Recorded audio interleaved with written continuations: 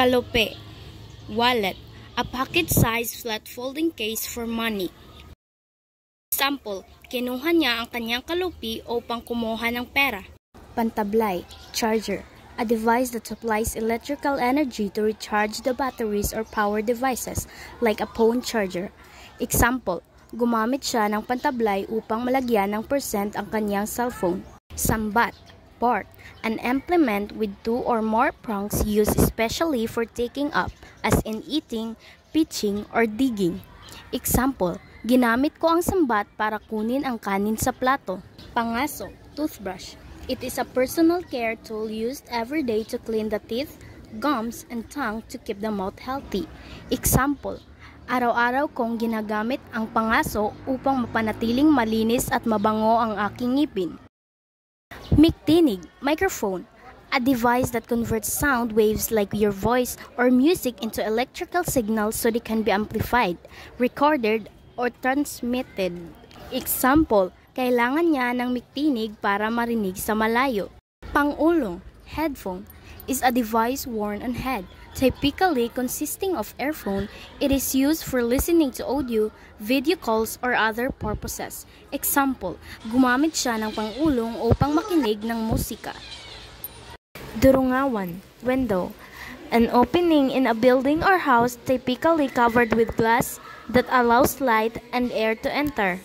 Example, binuksan niya ang durungawan upang makalanghap ng hangin. Takip silim, dusk. It is a Filipino term that refers to dusk or the time of day just before sunset. Example, habang ako'y tumitingala sa kalangitan ay unti-unting nagtatakip silim.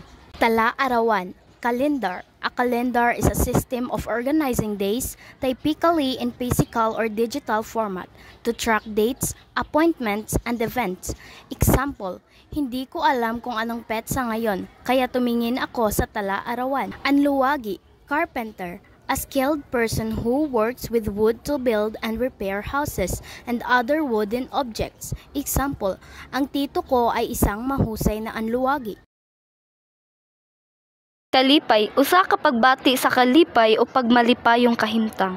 Example, dakong kalipay sa ginikanan kung makita nilang mulampos ang ilang anak sa eskwela. Gakos, paghugot o pagyakap sa usa ka tawo. Example, gakso nako si Marialyn kada abot niya sa room.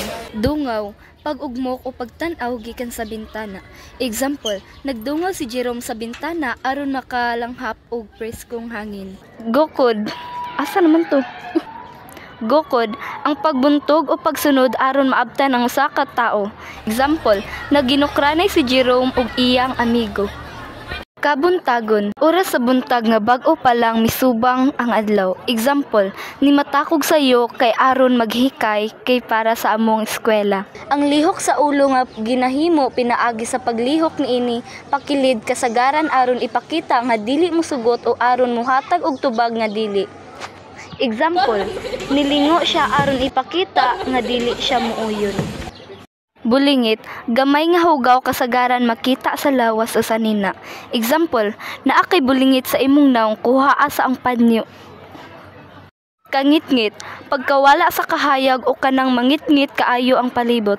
Example, tungod sa burnout nasudlan sa kangitngit ang tibuok namong balay. Kugos, pagbuhat ng bata o mga gamit.